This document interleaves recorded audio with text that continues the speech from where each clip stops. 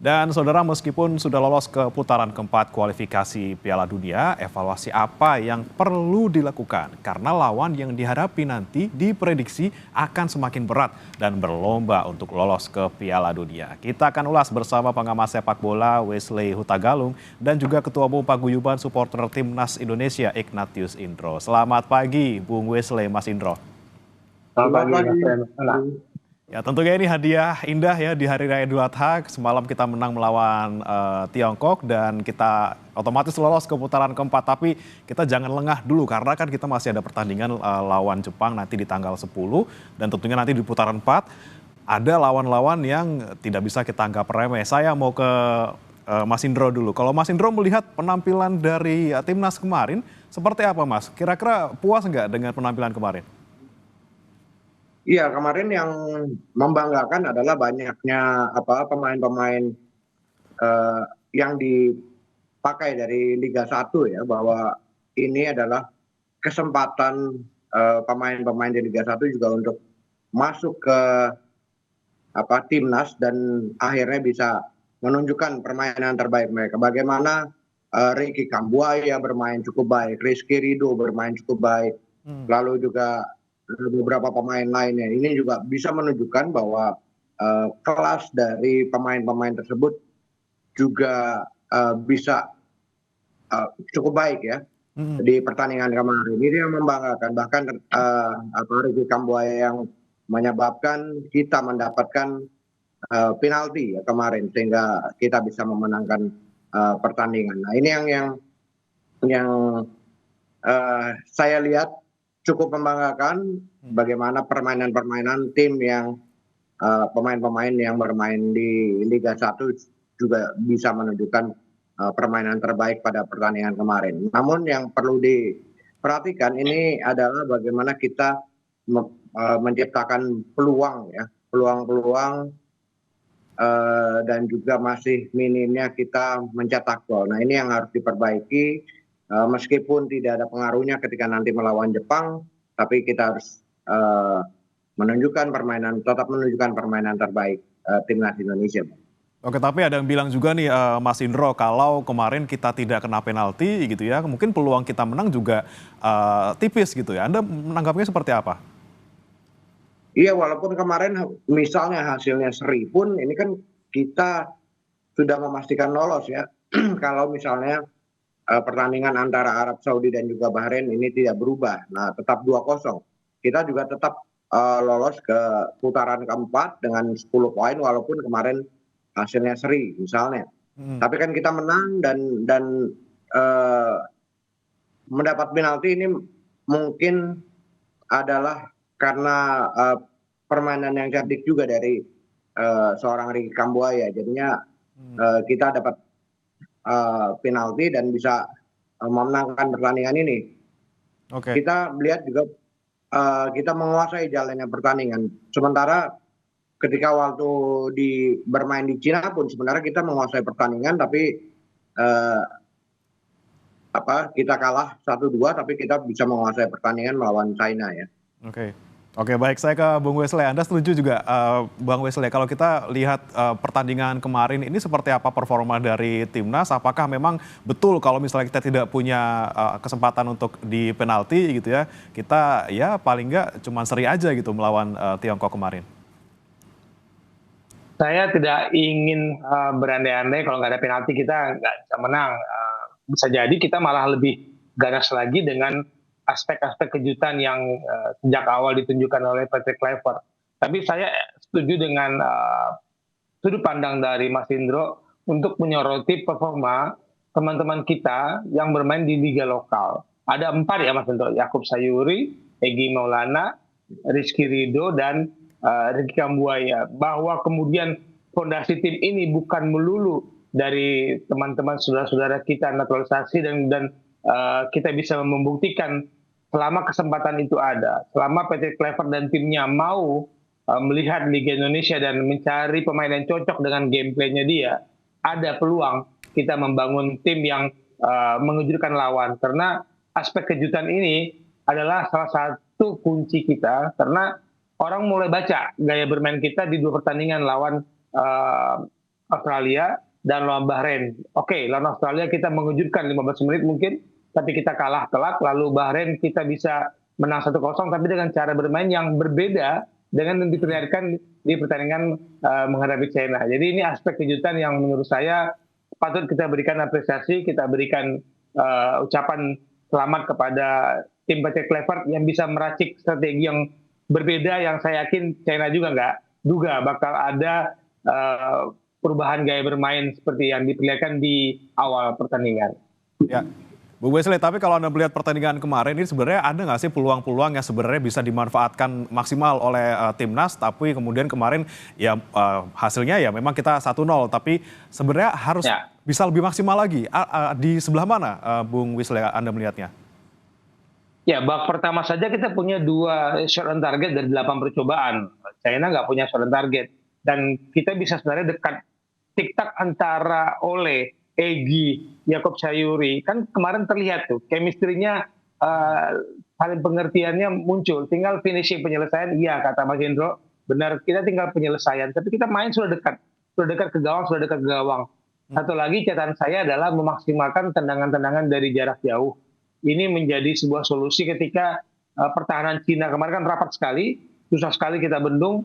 Bagaimana Tom Haya juga kesulitan membangun serangan, sehingga akhirnya tiktak antara Egy, Romeni, dan Kambuaya, Yacob Sayuri, Kevin Verdong ini yang membongkar pertahanan lawan dari kedua sisi, meskipun banyak menyerangnya dari sisi kiri pertahanan China. Oke, tapi kita juga lihat statistiknya juga nih untuk pertandingan kemarin. Saya ke Mas Indro dulu. Ini kan dari Timnas Indonesia disebutkan untuk penguasaan bolanya di 47,9, kemudian Tiongkok di 52,1. Walaupun Indonesia sebenarnya unggul di jumlah tembakan ya, 13 tembakan, on targetnya 3. Tiongkok tembakannya 5, on targetnya hanya 1. Ini kita sebenarnya bisa memaksimalkannya di mana nih, Mas?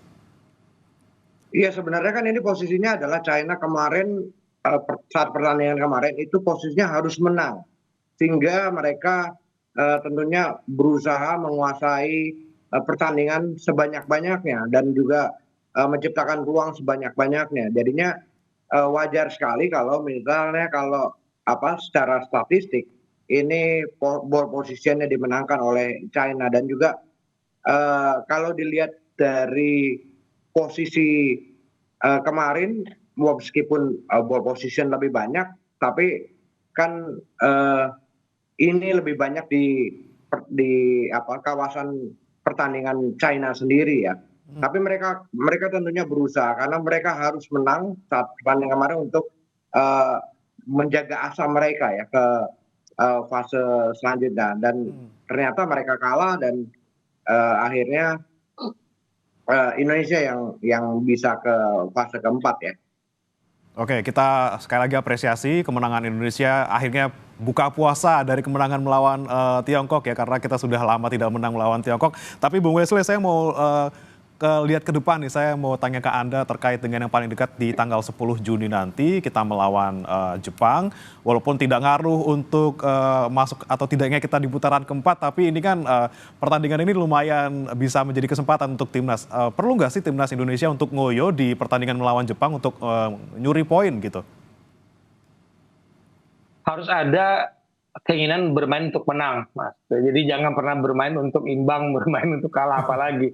Selalu bermain untuk menang, dan ini proses pembelajaran. Bagi saya menghadapi Jepang itu sebuah ujian yang sangat baik untuk menguji kemampuan kita menguasai lapangan, karena Jepang sangat pintar sekali menguasai permainan, dan mereka tidak perlu bermain terburu-buru. Jepang, mereka main baik sekali dalam build up serangan, dan tiba-tiba bola sudah ada saja di mulut gawang lawan. Dan ini yang harus kita pelajari, karena nanti di fase keempat lawan-lawan kita itu memang Jazirah Arab ya, banyak kan dari Timur Tengah. Tapi kita harus bisa belajar bagaimana bermain menghadapi Jepang, siapa-siapa saja nanti yang dipercaya untuk tampil dari awal dan memetik pelajaran. Saya katakan memetik pelajaran karena Jepang memang tidak butuh kemenangan, tapi kita butuh pelajaran dari Jepang untuk bisa bermain lebih baik lagi nanti di putaran berikut. Dan semoga nanti kita menang lewat lawan Jepang, kemudian nanti ketika Australia lawan Arabnya kalah, kita bisa naik ke peringkat 3. Ini ada keuntungannya mungkin, Bung Wesley? Ya, dari segi undian ya, kita kan kita berharap memang undian 3-4 itu tidak terlalu memberatkan kita. Tapi dari sisi kepercayaan bagi saya, Mas, bahwa kepercayaan kita bisa mengalahkan Jepang itu bisa meningkatkan adrenalin, juga meningkatkan kepercayaan diri, dan lawan juga mulai memperhitungkan kita sebagai salah satu kontender yang layak dan pantas bermain di Piala Dunia. Oke, baik. Kita langsung menuju ke depannya lagi nih ya untuk putaran keempat. Saya masih ke Bung Wesley lagi. Kalau kita lihat ini putaran keempat kan kita bakal menghadapi saingannya kayaknya dari Timur Tengah semua nih, Bung Wesley. Anda melihatnya kira-kira yang paling berat siapa? Kemudian yang kira-kira yang paling menguntungkan kita lawan siapa sih? Uni Emirat Arab, Qatar di grup A itu saya menghindari sekali kalau bisa yang ketemu Qatar dulu ya. Qatar ini lagi, ya mereka lagi membangun sepak bolanya dengan segala cara. Nah di grup B itu ada Yordania, Irak, Oman, itu mungkin bagi saya jangan ketemu Irak deh. Agak-agak gaya bermain mereka agak cocok sama kita. Jadi saya lebih pilih lawan Oman atau Uni Emirat Arab. Oke, Mas Indro juga melihatnya kira-kira lebih pengennya ngelawannya UEA sama Oman aja nih, apa gimana? Iya, sepakat dengan Bung Wesley. Kalau yang terberat tentunya adalah Irak dan juga Qatar ya, karena memang mereka pertama Qatar sudah beberapa kali jadi pihak tuan rumah Piala Dunia dan juga piala-piala lainnya. Nah ini kan mereka tentunya mempersiapkan pemainnya yang dengan cukup baik ya. Sementara Irak juga memiliki pemain-pemain yang akan menyulitkan, tentunya bisa menyulitkan kita kalau kita misalnya bertemu dengan Irak. Lalu dia lebih baik ketemu Oman ataupun Uni Emirat Arab gitu. Ini kita berharap sih lebih ke situ tuh. Oke. Tentunya kita harapkan juga siapapun lawannya kan sudah pasti di Timur Tengah, dan mungkin PSSI juga langkahnya cukup tepat ya Pak ya untuk gelar uji coba ngelawan Lebanon dan Kuwait ini supaya bisa siap untuk menghadapi siapapun ya, mungkin Bung Wesley.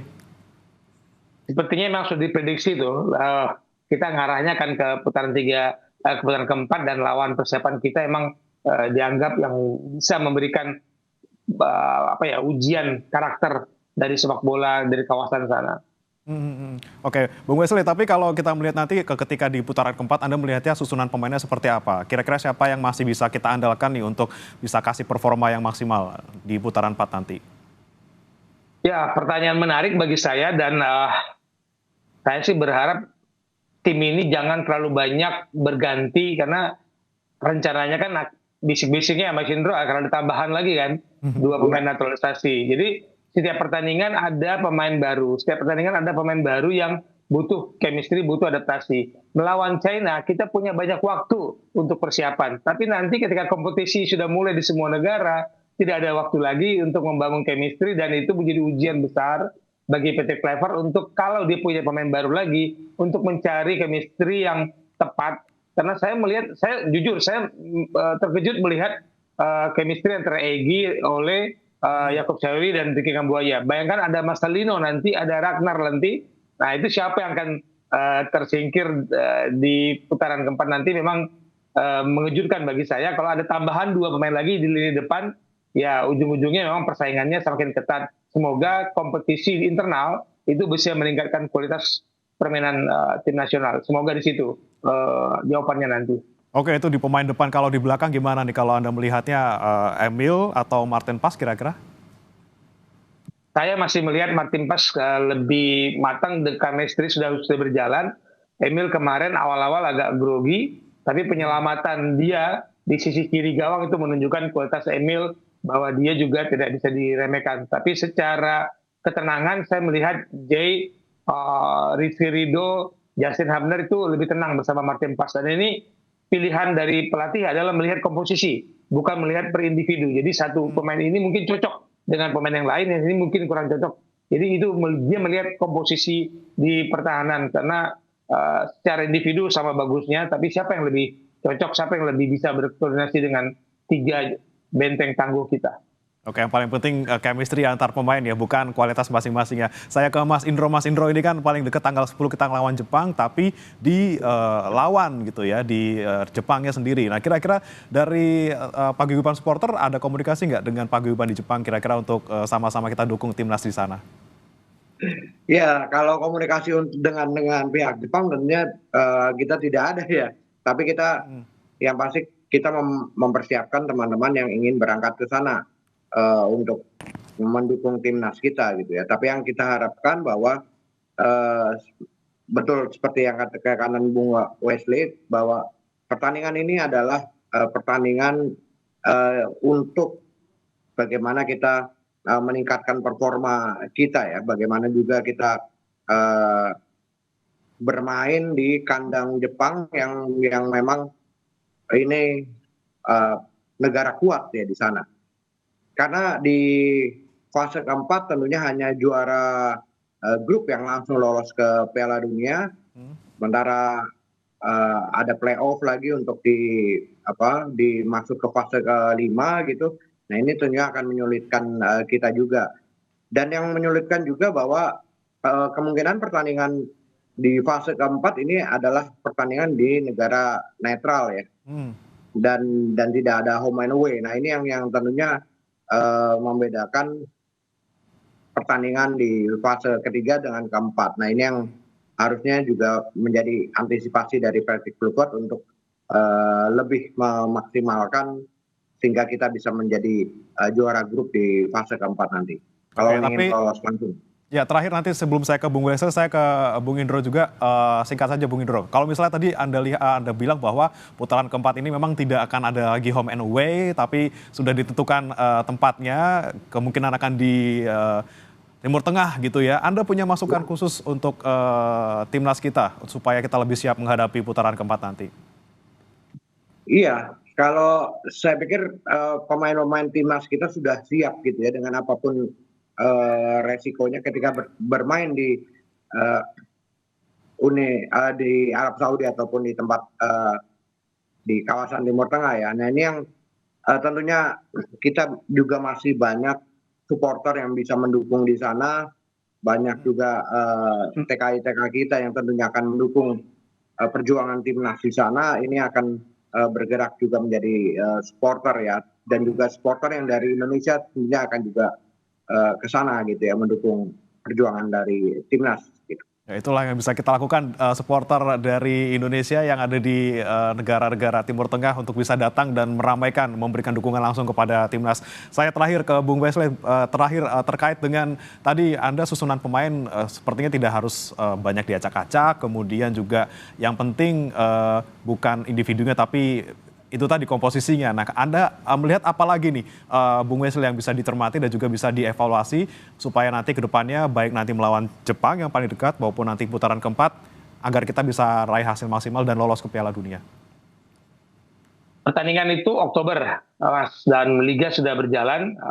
Bagi saya mengganti terlalu banyak pemain juga berisiko, tapi bisa jadi tim pelatih bisa memantau pemain-pemain yang mungkin akan cocok karakternya untuk bermain melawan tim-tim dari Timur Tengah. Jadi teruslah mencari komposisi yang ideal. Bukan berarti sekarang adalah yang terbaik dan tidak ada pemain di luar sana yang tidak bisa membela timnas. Karena seorang pelatih itu memilih pemain itu pasti sesuai dengan game plan lawan yang akan dihadapi. Bukan karena mutlak dia adalah pemain naturalisasi atau pemain terbaik, tapi dia nyari komposisi yang terbaik. Ini yang saya bolehkan. Jadi kita masih punya waktu untuk tim pelatih untuk mencari pemain, karena kita berharap memang undian tidak bertemu kita dengan tim-tim yang menyulitkan, tapi siapapun pasti harus kita hadapi, dan ujian chemistry yang tadi kita sebut-sebut itu sudah dipilihkan oleh tim Patrick Kluivert. Pemain yang dicoret pun tetap bergabung dengan di tim, tidak dipulangkan. Jadi ini bagi saya sebuah keputusan yang baik. Tinggal dia nyari lagi siapa pemain yang ada di luar sana yang cocok untuk menghadapi lawan-lawan nanti di putaran keempat. Oke, kita lihat lawannya siapa, kita susun sedemikian rupa supaya komposisinya sempurna. Kemudian kita juga harus jangan menutup mata dengan pemain-pemain baru untuk masuk ke timnas. Dan juga kita harapkan dukungan dari supporter juga nanti bisa menambah semangat timnas untuk bisa bertanding ke depannya. Terima kasih Bung Wesley Hutagalung, pengamat sepak bola, dan juga Mas Ignatius Indro, Ketua Umum Paguyuban Supporter Timnas Indonesia sudah bergabung bersama kami di Sapa Indonesia Pagi. Selamat pagi.